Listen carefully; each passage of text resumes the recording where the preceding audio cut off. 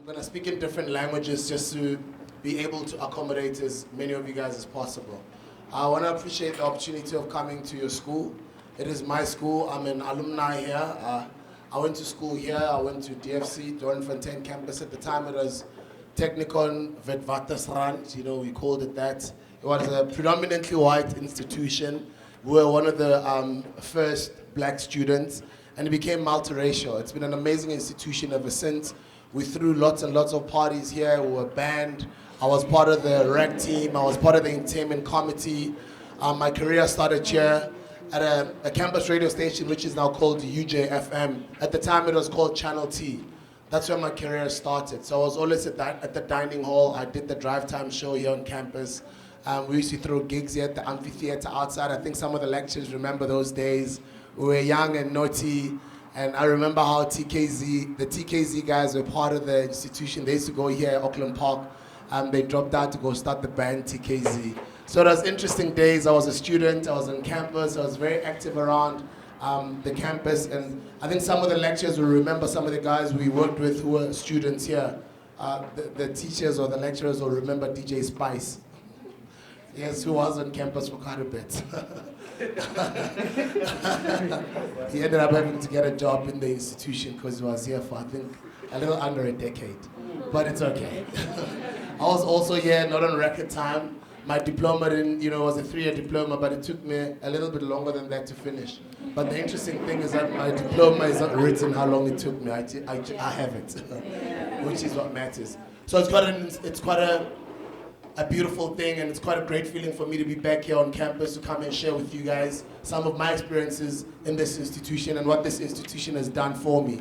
I think I've been able to do not that bad with my life. I think I've turned out pretty okay. We all make mistakes. We're all young and we want to find ourselves. We want to grow. We want to be better people. And we do make those mistakes. We do experiment on campus. We did experiment quite a bit at Panorama. We did experiment quite a bit at Horizon. Yes, we also experimented quite a bit at Machuba, at Robin Crest, at Delays, at Genius.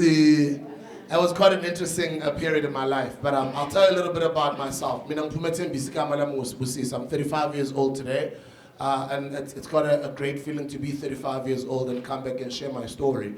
I have shared my story on a book. I've gotten together a couple of my mentors, a couple of people that we work with in the different organizations that I'm involved with. We've gotten them involved in the book to contribute as contributing authors. You see, one wise man said, you haven't lived until you write a book about your story. I think it's an interesting thing to write a book because a book is going to live forever, and a lot of people complain, Nguti, other people's stories are not being told 100% correct, or they're not factual and so forth. But why don't you write your own book when you're still alive? Gone are the days on the notion of people thinking you need to write a book when you are a multi-millionaire, or you've retired, or you're 50, or you're 60, you're 70. Why don't you write a book when you're 12 years old? Why don't you write a book when you're 18? Why don't you write a book when you're 25?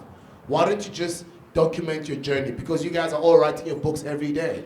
You might not be aware of it. Gone are the days of CVs. When you guys are going to go out there and look for a job, actually a lot of companies don't even want your CV. They want to go straight to your timeline. They want to check out your Facebook page all the way back to last year, the year before. They want to see your spelling mistakes, how you write, what type of person you are, apart from what you are telling us that you are. They check you out on Twitter, your timeline, dating back to about a year or 2 or 3 years ago. You guys are writing your books every day. The only difference is that you're not packaging all of those words into a fully fledged written book. I write my story every day on Twitter. Everything that you put in there is about you. Certain things you may hide, but pictures don't lie. Pictures tell 1,000 words, and you put up pictures all the time. People put up pictures on Facebook, on Instagram, on Twitter. People put up words every day. But that's exactly your own book. That's your story. And I'd like to start saying today, if there's anybody or any one of you guys who's been doubting to want to share their story or write a book, I want to start encouraging you and saying you're already writing it. Just start packaging it. So all of the tweets that you write, hey, I'm doing this and that, are your opinions. You share your opinions about politics, you share your opinions about academics, about campus life, and about ordinary things and about things that happen on a day-to-day life here in South Africa. That is already your book. I've written my book, 35 years old. I've shared my story. Now, sometimes, I speak about some of the things that I've been able to experience in my life, or I speak about my profile, or people introduce me, sometimes I'm like, you know, I step outside of myself and I look at things that I've been blessed to achieve. And I'm in awe of what I've been able to achieve. Just that ordinary kid that used to hang out there waiting for a bus like Auckland Park, Siva Siangara Ilov Street, Lapan at the design campus, you know. And I look at the things that have happened in my life today, I'm like, geez, like God is great, you know. God has done some amazing things with my life. I can never really take glory or claim glory, but I just do know that I've actually put in a lot of work over the years and I've really been blessed to be here. If you may ask me how I've been able to be here, the only thing, I'll tell you a few things about hard work, about determination, all of those different things. Yes, there are also a whole lot of other people who work very hard, but still, you know, for me to be here, as I always say, it's an anointing. I was speaking yesterday at our sessions. It's called the Sunday Circle that we host every Sunday. We started yesterday. It was a sold-out, packed house.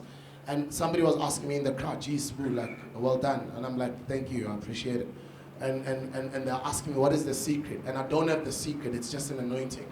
And I've been able to at least make the decisions that I think are the right decisions as far as my life is concerned.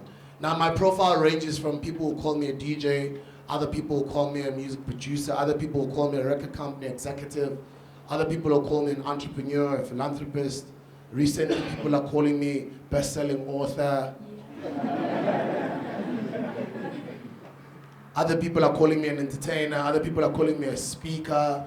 Geez, man, like so many titles. And I can't say the whole line because it's a lot of the things that I've been able to do over the years. Now, my profile ranges from people are saying that I was on the Forbes, I was listed on the Forbes, not by being wealthy or rich, no. But I was listed as one of the 13 Africans to look out for last year. I was listed by New Mag magazine in the UK as one of 100 most influential young Africans. And just recently on Saturday, I was in the running for South African of the Year alongside Archbishop Desmond Tutu, Mama Tulima Donzela, Advocate Leslie Sidibe, and it was a great environment for me to be sitting on the table with some accomplished and respectable great South Africans. You know, I'm thinking like I'm just that kid katang domalapan and the campus namakeng singana youth singacazi ukuthi siyavasa Saturday ndoda sihlanganisa ama half time and ama 2 time ukuthi si remix ikep nje ukuthi sivaye so groove. Vandag like I'm on this table, I'm sharing the table with the president there. I'm seeing the Guptas are sitting there. I'm seeing Mama Tulima Donzela sitting there. At that time we shy taxi them nyama shy time. And I think I didn't win the award, but the beautiful thing is that I actually won that evening. And I didn't win. I think we all won as young people, because for me to be in that most important category, it does say something about our young people. Yes, I do know that sometimes the media may distort things, but I think we shouldn't doubt ourselves and what we are capable of. If an ordinary kid like myself can be able to achieve what he's been able to achieve through the grace of God, I think you can achieve more, even better.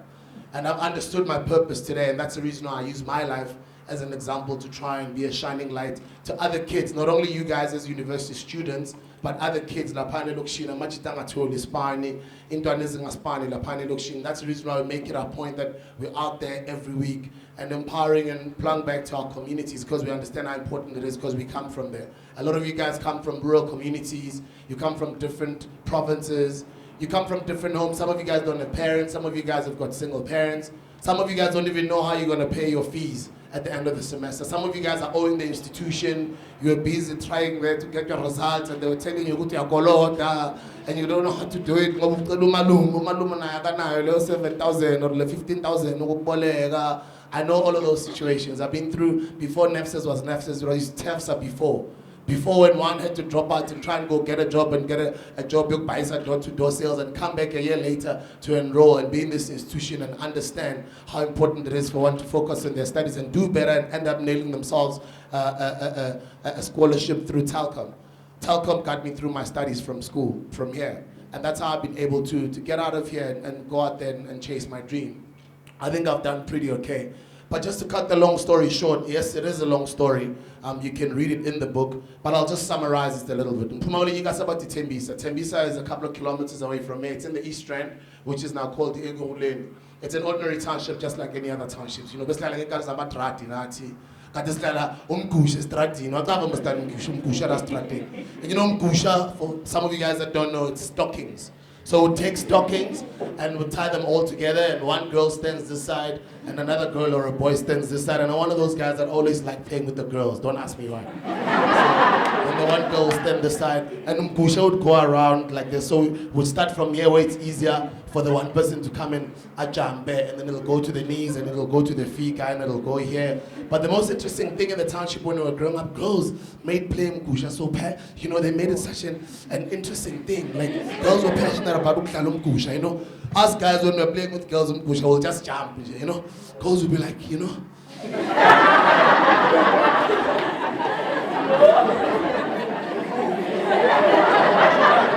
And then from there they fold their dress here.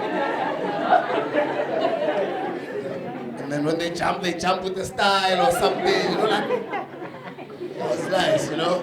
It's like cars on my tracks, like play mampati, everybody scope the ball, like I must stand by fit knowledge. There was interesting times when we were growing up, and a lot of you guys are a little bit older understand that we didn't have electricity, we didn't have the internet, we didn't have plasma screens, we didn't have the satellite, we didn't have cell phones. It was quite an interesting time to grow up in this country. We didn't have, there's not a fridge in daughter. Sometimes kiyaqaba babhali balona bathi baniyazi bafethu. Halisina Vaseline ra ona lothatha Erica. Erica, it was a small alma. Well, Erica is a different brand, and Rama is a different brand. But every margarine we called it Rama. So we didn't have lotion, we used Erica, we used Erica. When there wasn't Colgate, we used Mulota. We used to use the same tea bag for another cup because they told you must save when. You can't just have one cup of tea and then you throw away the tea bag. You must keep it for when I go in, or you must share the tea bag.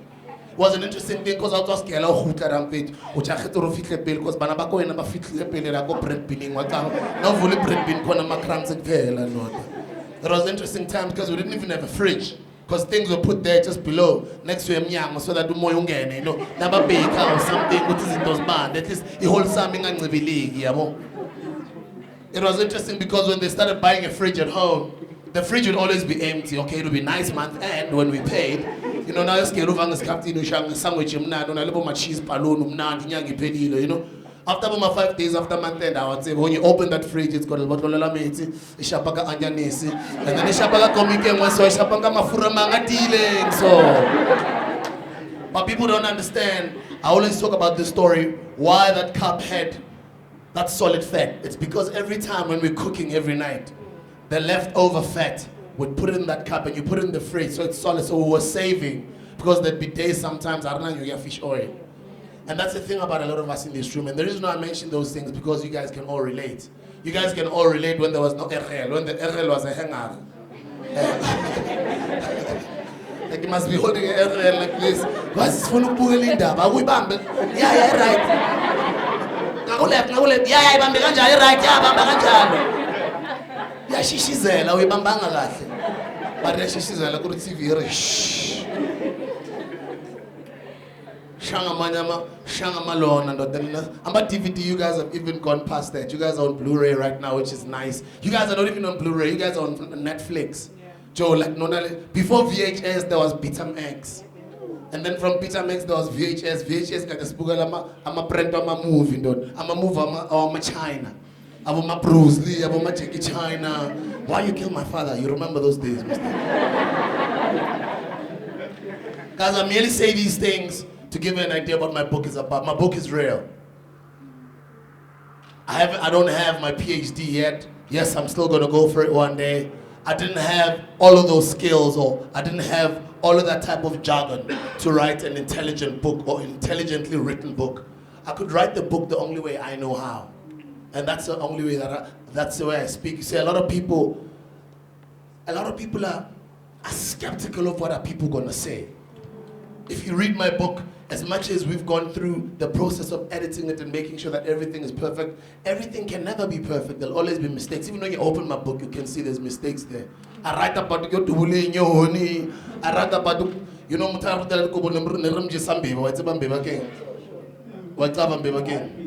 yeah, I wrote the Shelly Kundalation stripes and go. Now, sorry guys, when you're wetting your blankets, we used to give me like a rat that had a stripes here. Like not those big ones of Alex, but like the bigger rats. Because we believed when you eat mbeba, then you're going to stop wetting the blankets. And you know one thing about somebody who wets the blankets, right? They can't wake up in the morning on the normal time that they always wake up, sort of. They're sleeping, they're out of food, they even come in there, they're opening the kitchen. Fuga, daughter, fuga. The next thing when you get out there, there's a map of Ethiopia. We already know you're wetting the blankets, and you've been wetting them for the whole week. They're not even saying take the blankets outside.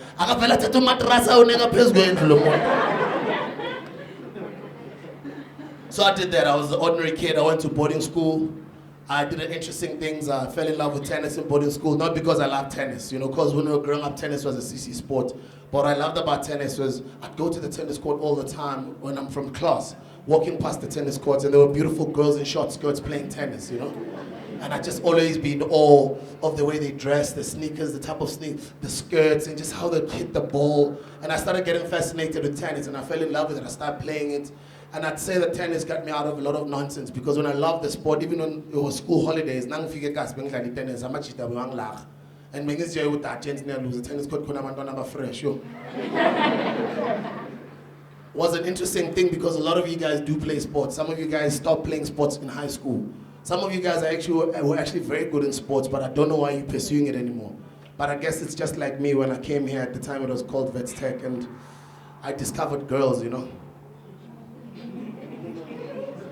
I discovered girls, yes, on campus, and it disturbed my tennis career because I really wanted to be a professional tennis player. It was an interesting thing because when I started studying, when I finished my matric from a boarding school called the Central Pitori, I came here, I was in Doornfontein campus. It was interesting. I dropped out, didn't have money to continue with the studies, tried to go get a job, only to come back about a year and a half later. I think it was second semester in June at the time after I'd been selling, because the job that I'd found wasn't a basic salary paying type of a job. I was selling, I was doing door-to-door sales. So we joined this company, which was called WWR. So you'd get into the morning that motivate you and teach you the 5 steps to a sale. Introduction, presentation, short story, a close, and a rehash. So introduction is when you're greeting someone, hello, Khushuang san.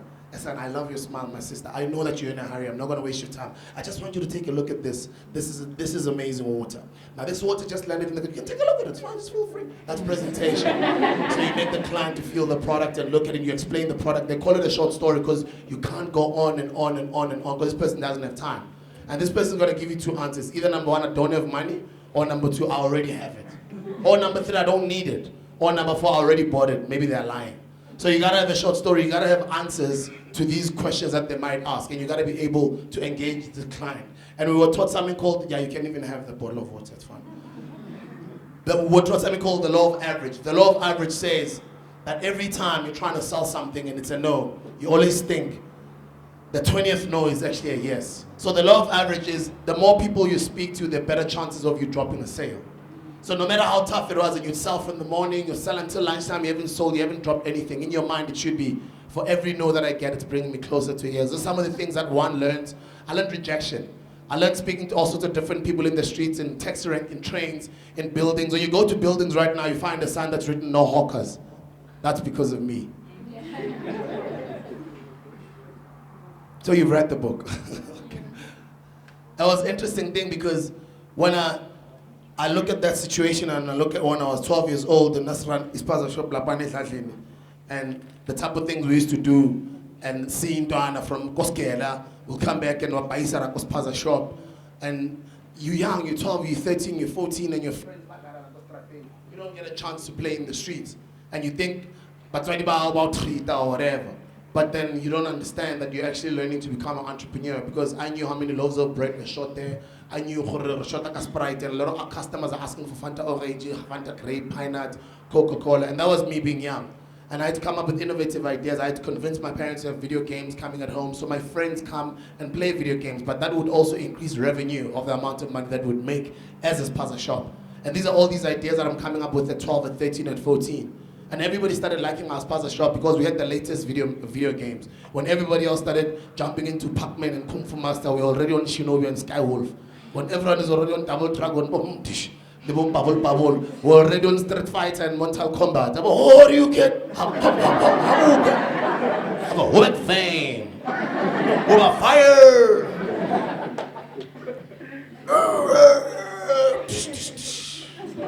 You win.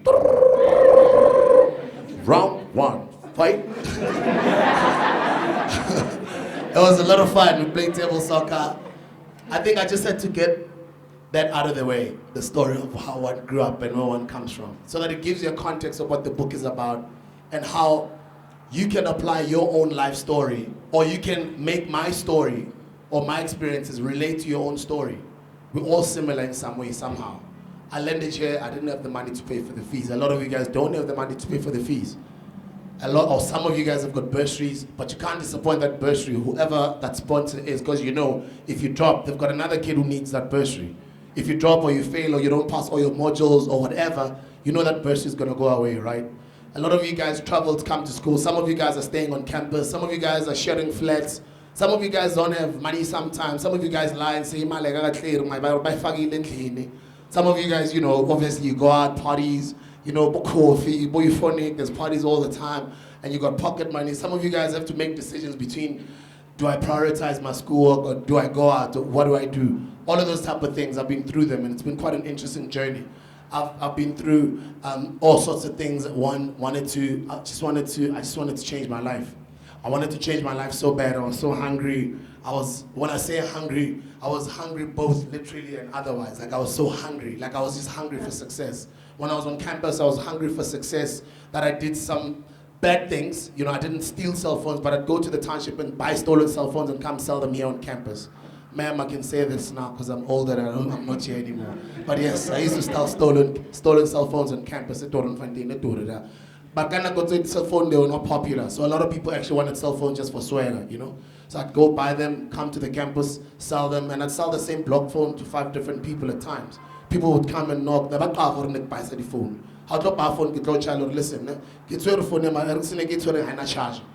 Usually I get 5 clip a month. I 4 clip a month. Charge, I think I'm gonna get it next week because Toko says to tell next week. So I used to go every Friday. Go cast kilo di park and then at the time, no the Motorola, but the Ericsson, but the Nokia, and I'd buy, you know, I'd sell different things. I mean, I'd get random people come knocking, like a plumber of fleeting in Perry, and I'd go punch a seat. You know, people will open, check it out. Okay, so I mean, I've got a better check on the link as well. Okay, kids are for Mar S it's about Mandilo already, yes, it's about Mandile. In a promise, Maracava, Batlola, maybe Kaukaya. Usually, somebody with the one on Kayang and I have to that is about Mandile. And get what I was with Manda Kirkam Shasha. You're okay at not thousand amount of problem with Tumilas or even Zokura, and they came Kailo Naka 5 clip. I'm a referring if I come and pen and Kauka 6 clip, but Kavano Kim Shala again.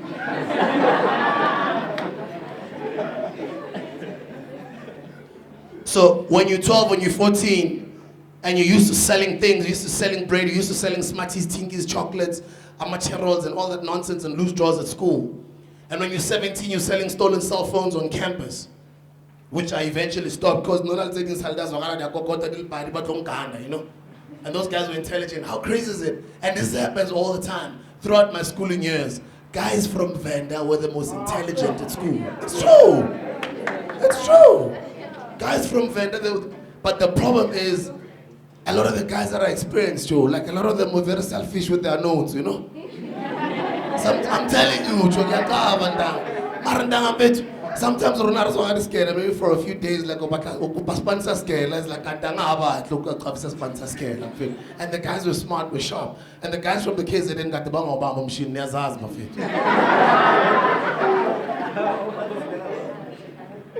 So these 9 guys that came to my flat, some of them were from KZN, and the 2 tall, darkest ones were from Goven. And I because I had sold their younger brother a blocked cell phone, whom he agreed when he was buying it for it's blocked. So that's how I stopped selling cell phones, Buffett.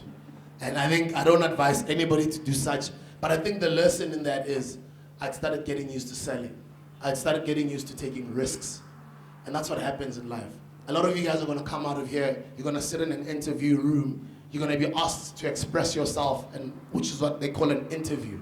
And a lot of you guys, you might have that degree, you might have graduated with it cum laude, but if you're not able to express yourself or sell yourself to the potential employer, you're not going to get the job. And it's true, you're not going to get the job. And because they're going to hire somebody else who doesn't have the same credentials as you. But geez, man, that person has got charisma. That person is charismatic. When they came into the interview, the handshake was firm, the eye contact was there, they looked the part, they sat down, they researched about the company, they told the people that are interviewing them what they see and how they view the company from the outside, and how they take that company and working against its competitors, and how well that company is, because they've done, how well the company is doing because they've done the research in the company. So when they're speaking in the interview room or they're selling themselves, they're just flowing. They're just flowing, they get asked questions, they answer what they don't understand. They're still able to give some sort of answer, but maneuver out of it. So you gotta be able to sell yourself. Guys, you gotta be able to sell yourself. That's the one thing that you're gonna be able to use for the rest of your life. Because even when you do get employed in that company, whatever position you're gonna get, you're gonna need to be able to express whatever you're doing. Whether through a report, you gotta write a report, or you gotta stand on stage, or you gotta stand in front of the entire team or the exco. You need to sell, or you need to explain how well you've been doing, how well your department has been doing. If you become a leader in the department, we're relying on you to be able to give us the proper results. What do we need to do to do all sorts of different things to make the company perform better? A lot of you guys are afraid to speak. A lot of you guys lack a little bit of confidence. And I'm here to tell you today that you don't need to lack the confidence. You gotta be able to stand in front and speak. That's the reason why when we were still young, we used to be unprepared speech. Because when your boss is gonna come in and say, guys, we're not doing well. It's really bad. And I'm really crazy.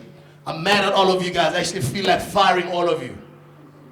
I feel like firing all of you. I have to jump out to overseas tonight, and the shareholders are calling me that the company is doing badly.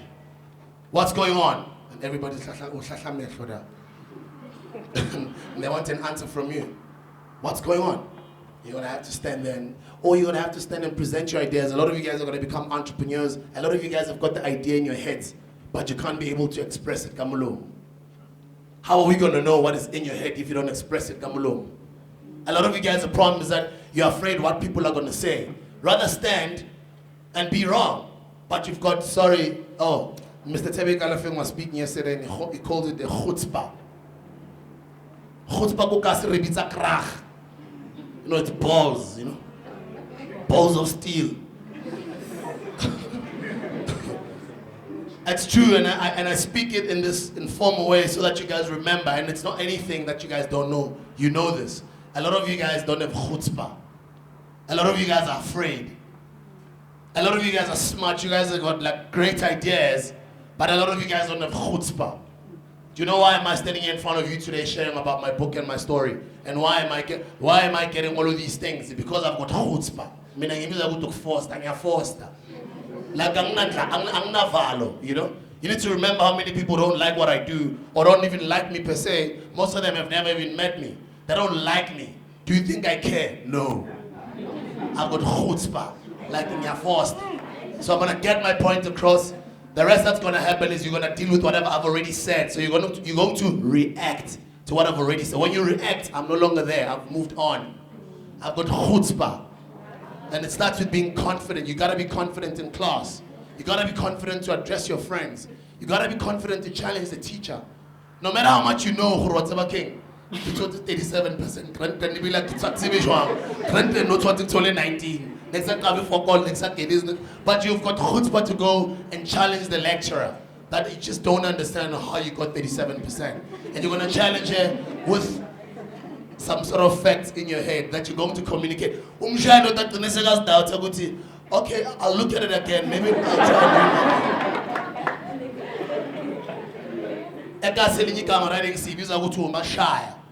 For you to get ahead in life, not in a negative way though. I'm not saying you gotta go lie, you gotta go cheat and steal. But melubo mashaya. The simplest example I make to Amashita is, how latawana sangani.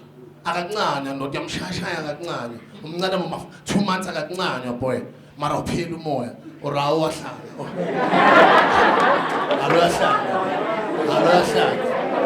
Sade umshayisa umoya kancane. Uyamiyeka for some 2-3 weeks. Uyazi ukuthi sekamangala ukuthi hayi ayisangesemesela ayisangibibini ayisangiwhatsapp ithulile kancane Son of after 3 weeks, born ago, you say, SMS, hey, good morning, you've disappeared, stranger.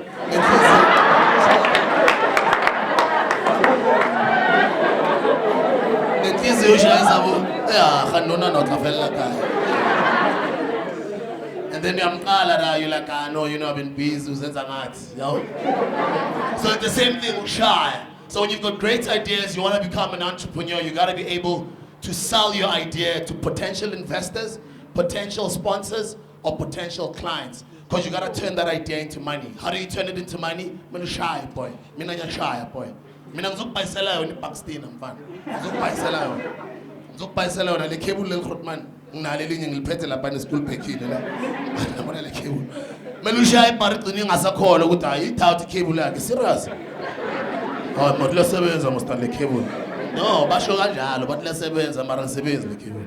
I'm going to the school packing. Let's go. Let's go. Sorry. Oh, at least we've got a few more minutes. The reason why I speak and I'm so informal like this and I speak the way I speak, I'm real. And I want you to understand that you're better than me. You guys speak better English. You guys are from better homes, some of you. You guys are from worse homes or worse background than I'm from. But you guys can tell, this guy is like as ordinary as they come, Mustad. Exactly. I'm as ordinary as they come. Marampana yang bloma na president. Nyabloma boy. Shasing singam la that time in fun. Shasing singam boy. Ah, chela boy. So Blomeno wonang la panagu South African of the Year nominees dinner Friday night. So Blomek le tafula bonang MC ada. So lo bolo bang buzi mansbu. Ngakona ukuthi ngize kulela tafula ngizokhuluma ngadakhululela mntwana futhi mina ngakwenza ukuthi ushaye selfie ne president.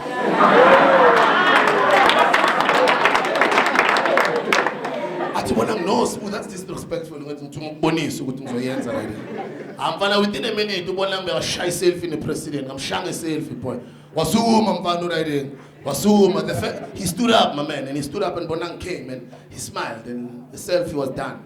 But you gotta have chutzpah to do such. You're not gonna make money if you're not brave enough to do such things. And I mean, I didn't go to a multiracial school or a private school. I just have chutzpah. Like young understand?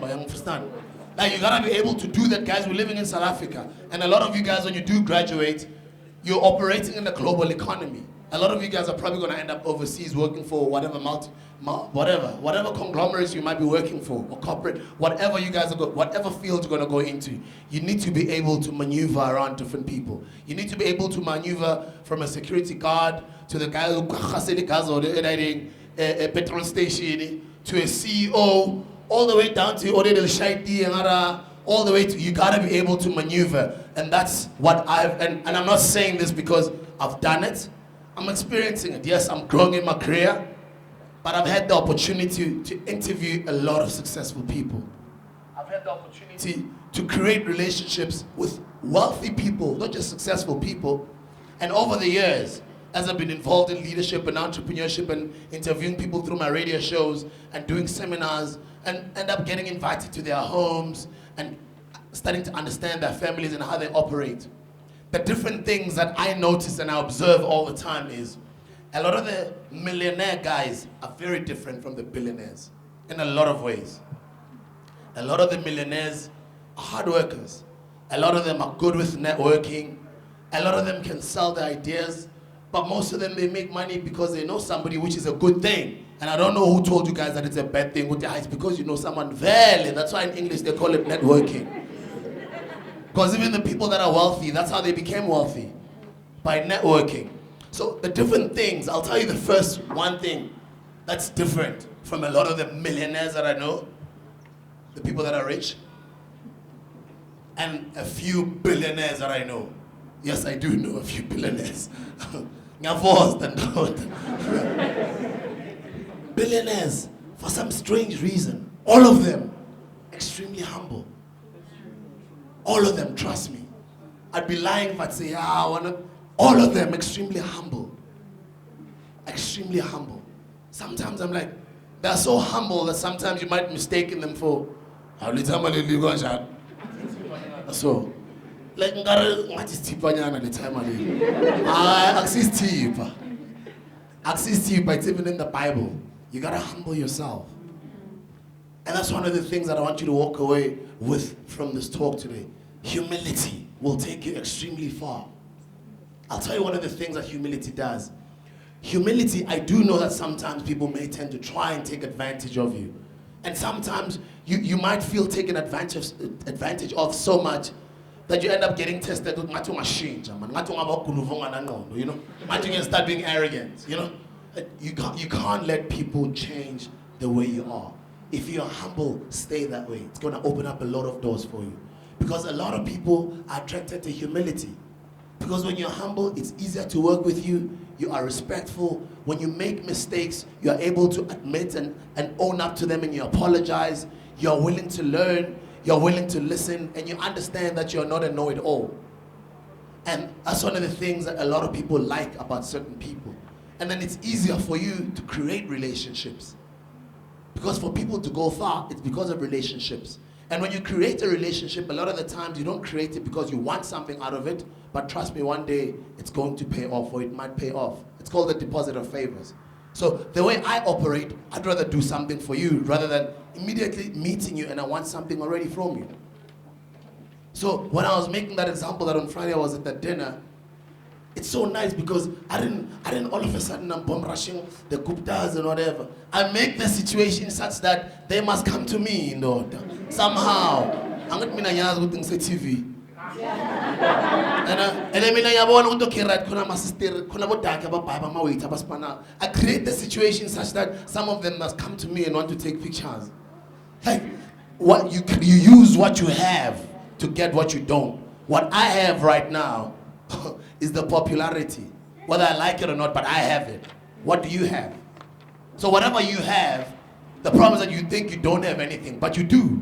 But whatever you have, use that to get what you don't. So to cut the long story short, old gentlemen ended up coming to me, and because the other one started asking questions like, gee, and then they end up buying my business card and daughter. Network and I'm saying thank you sir and whatever. Marananga do we totally contact Jalo. I'm not gonna go hustle that person all of a sudden I'm wanting things. No. I'm gonna tell them what I do about my foundation, the work that I do in communities. And I'm gonna invite them for them to come and see what I do. And they get to be exposed to what I do. And then from there I want to offer services for them. How do I help you? Without expecting money. How do I help you? See, you help a person long enough or multiple times enough that at some point they're actually willing to pay you for it. And that's how you create long-lasting relationships. A lot of us young people, the problem is you guys just want things now. You can't get things now, Joe. You can't get things now. It's like you can't get things now. No. You must work at it. No.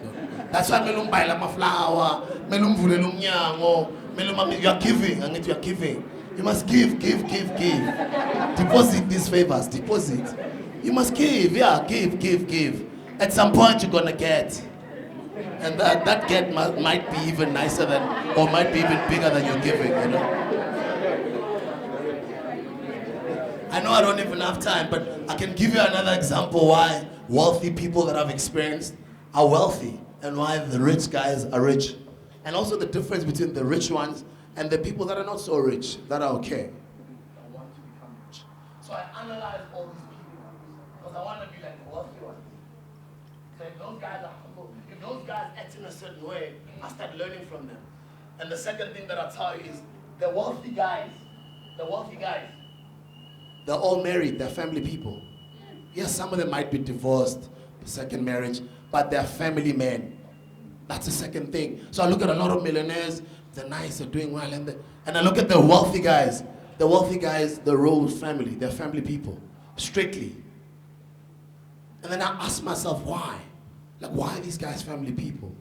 And then I start coming up with my own answers when I do all of this research, practically, because I experience it.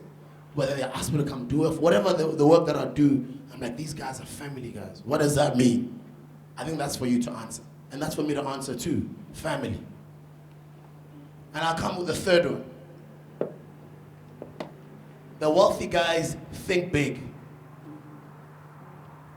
The wealthy guys, I'll say it again, they think big. They don't think how much money I can make out of this deal. They think, how much money I can make in the long run if I help this person without having to make money with them right now. How do I help them to make money now? But I do know how I'm going to be able to achieve what I want to achieve at a later stage. So they're visionaries. They think big. They don't think, I want 275 rands airtime. They think, I want to start my own company. That's going to make this airtime cheaper. That's going to make more and more people afford this airtime so that I'm going to make money off volume rather than just quantity. Volumes, numbers. So these people think very big. People are doing big businesses in African continents. People are not even thinking world anymore. A lot of them are thinking Africa. Why Africa? Because the next generation of billionaires is going to come out of Africa. It's called human capital. That's the reason why there's Chinese here. That's the reason why the English are here. That's the reason why the Americans are here. Africa. It's a developing country. Whether you're in telecoms, whether you're in construction, whatever you're in, whatever field you're in, even the field that I'm in of motivating and encouraging people in education, there's a lot of people that need to be developed. They think that far. They think that way. They've read the end. They understand what the National Development Plan is about. They've read it. If I can ask how many number of people here in this room have read the National Development Plan, we'd be lucky to get 5 hands up. All of it. And I won't ask you. Because I also haven't read all of it. I've read parts of it. I keep reading it all the time, parts of it. But what that then does, it arms you with knowledge of understanding where the country is going in the next 30 or 40 or 50 years. So they start making plans around where the country is going.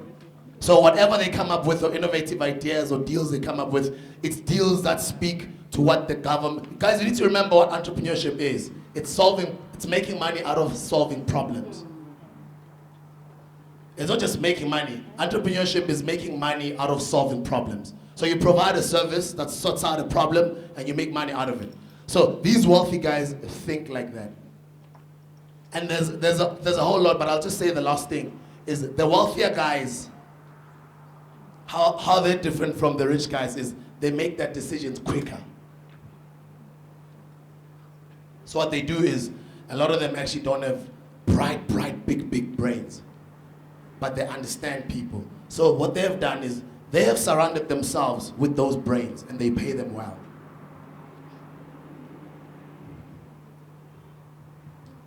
I'll say that again. So they've surrounded themselves with the biggest brains. So in the mining field or in telecoms field or whoever, they go for the best guys in that field that are the highest paid and the smartest. And they lure them to come join them, they pay them well, and they surround themselves with them. So when they make decisions, they consult these guys, but they make decisions quicker. So whether it's a wrong or right decision, or that's got repercussions, but they make decisions quicker. So what have we learned with some of the things that I've just said now? I've simplified it as much as possible. That's just how I operate my life. I learn from these guys, and I understand. For me to get ahead, I need to start surrounding myself with these people.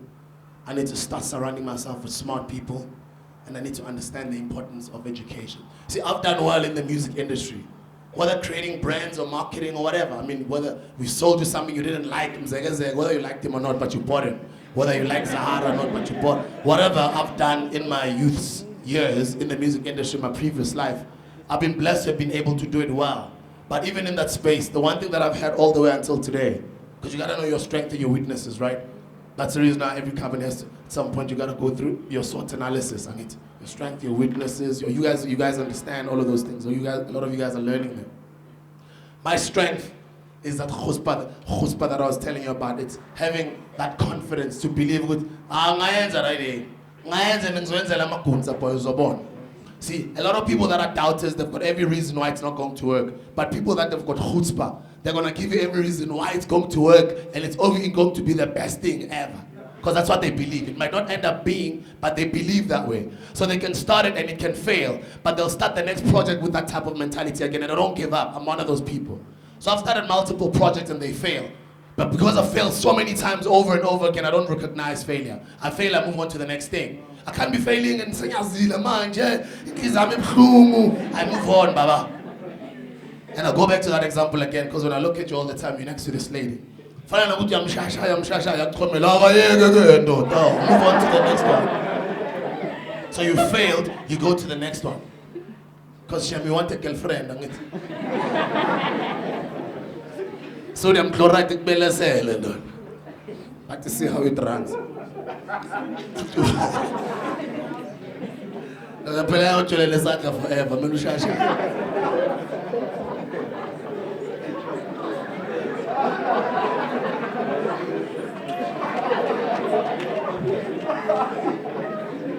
I'm sorry to the ones that don't understand. It's just an inside joke.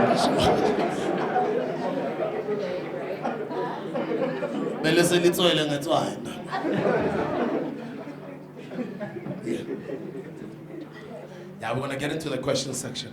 But to wrap it up, guys, I just think that, guys, you gotta think innovative. It's 2014. You guys have got technology on your side. A lot of you guys are on campus right now. A lot of guys are not on campus. When you're on campus, you're mixing, you're interacting with some bright minds. You guys are getting a lot of knowledge. I think a lot of you guys have got so much potential, and I think a lot of us are either lazy, I think a lot of us don't believe in ourselves enough, and I'm here to tell you today that start believing in yourself even more. Because I do believe that you can change the world. You can. If the little bit I've been able to do from the same campus as you, from the same environment as you, if not worse, like I've been able to put myself here where I'm in this position where I am right now, I think you can do better.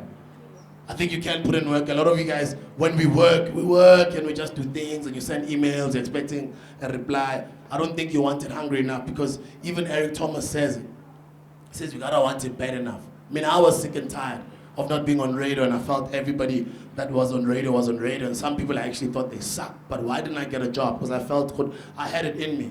And I had the worst voice at the time, and I couldn't even speak English properly. But my husband told me, because I believed in myself that much. You know, Eric Thomas says, in closing, that this young guy goes to a guru, he says, I want to be rich, I actually want to be wealthy, just like you. The guru says, let's meet tomorrow morning at 4 o'clock. They meet tomorrow morning at 4 o'clock in the beach, and the guru is inside, like a little bit in, so he's tall. And this young man comes in and he's like, but I said I want to make money. I don't want to come into the water. He's like, just come into the water. The guy goes in the water, he says, come in. The water goes, he says, come in further. The water goes all the way here. Once he's next to him, he takes him and he puts him underwater. And he presses him underwater. The boy's underwater, the boy's struggling to get out, the boy's struggling to get out for a few seconds. And eventually he lets him, the boy comes out. And then he asks his audience where he was speaking. And he says, what do you think was going through that boy's mind when he was underwater? Dying, he wanted to get out so bad. What do you think? Breathe, survive. So, Eric Thomas says,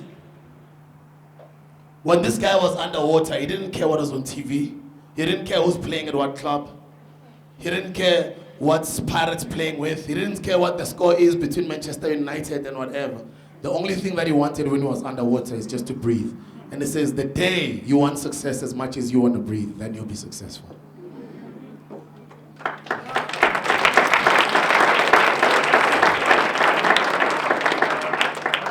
And I want to leave you with that, guys, today. I just think that I'm blessed, and that's the reason why I do what I do. And what I do is I run a non-profit organization called SLEF. We've been running it for the past 8 years. We speak in high schools in the township. We give out bursaries. We've got a feeding scheme program. We partnered with Department of Education. We show them reasons why they need to partner with us because of the work that we do. You know, a simple example, when you look at my book, you can see the foreword is done by the president. People ask me, like, why the president? And I tell them, because I wanted the first citizen of the country to do my foreword. The president doesn't do forewords, but I hustled for a few months to get him to write one page. And I actually gave him every reason why he needed my book to pass on a leadership message to the youth. The millions of people that are going to read my book, and that's how I pushed it. I said millions. Because you got to make them believe that they need you, even if you don't have anything. You don't need to have funding first. You don't need to have a big surname. I don't have any type of surname. Like, Ngolope, Kilope, boss. The time I like a little Malay, Paul, Limpopo, Kulele Timbisi Lukshin. You already like Milvama Society, or like no one beside the Saki, in your mate, but you gotta be able to sell yourself so good that you make people understand. You gotta make people understand why they need you, why your product. And that's the lesson you gotta go out with, whether you're gonna go out there to the working world, start a business, and so forth and so forth. So I just wish you guys well. I just think we need to be hungrier. I just think that you guys don't punch hard enough. I think you punch a few times and you get tired and you sit down. And I'm here to tell you today you can't sit down. I'm here to tell you today that we're working on Sundays, we're working on Mondays. I'm here tomorrow. When I'm leaving here, I'm working. Back to the office, I'm pushing work, I'm pushing my team. I've got different businesses that I'm involved in, and on top of that, I'm studying. So over the years, after my diploma here, I went to the entertainment industry, I did my thing. But at some point in time over the years, I started collecting courses a little bit here and there, collecting BTech honors and so forth. And today I'm a registered Henley student. I'm studying through Henley Business School. I'm doing my flexible Henley MBA, which is a lot of work. It's not tough. It's not tough. It's not easy either. It's just that it's a lot of work. Teaches you a lot of things about structuring your mess. And I say, you know, my life has been blessings, but it's been a bit messy. Like ngipatula too much. So what the MBA is teaching me basically is just to structure my mess. How to put them into different frameworks. How do you be able to use business jargon, global business jargon, to be able to sell ideas? I can guarantee you right now, if somebody with a PhD or with an MBA standing here, with everything that I've said, if they ask him to go write a report, he's going to write everything that I've said here, but he's going to make it look so intelligent and academically because he's learned it at school, and that's what I'm trying to learn right now. I'm learning what it is to work with the team. We've got like study groups that we work with. I'm learning, it teaches you to they say you don't do an MBA, you manage your MBA. Because the first thing it teaches you is time management. So I need to know that I need to be out of here at a certain time to go do these things or whatever I need to do so that I'm able to budget a certain 2 hours to study per day. Because you need 600 hours a year, which is 60 hours a month, which is 2 hours a day. So I wake up earlier now to be able to hit gym and do my 2 hours of studying. It's either I do it in the morning or in the evening. So it teaches you about time management as well, but it's a lot of work, it's a lot of reading. You gotta be able to reference other people, not plagiarize, but reference other people. And when you're referencing other people, it means you've been able to read all sorts of different work to make your argument factual. Because you deal with all sorts of different case studies. You gotta learn to work as a team. You can't do it alone, you gotta work as a team, because no I in teamwork. And those are some of the things that I'm learning to try and better myself. And in the already busy schedule that I have, I'm already doing that.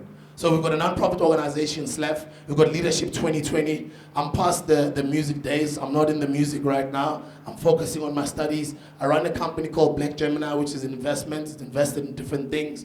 We're in coins, we're in land and property. We're a little bit into telecoms, and we're starting to learn a little bit about not the mining of the minerals that are here now, but the future of mining, which is gas. And a lot of you guys know a lot about renewable energy and so forth. Those are some of the things that I'm learning. And somebody asked me, like, how do you get to be able to be involved in all of these things?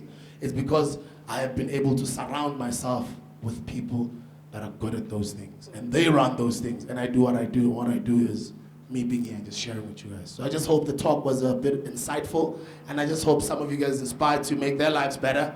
I've been able to make my life better. See, I didn't think people are not gonna like me, or I don't care whether they like me or not. I just gotta do what I do. And what I wanna do, I wanna impact as many lives as possible, and I just wanna be able to offer my family financial freedom, and that's the path that I'm on. And I'm working every day, whether you call it hustling, whether you call it to panda, whatever you call it. I'm that driven, I'm that hungry, and I've got the chutzpah.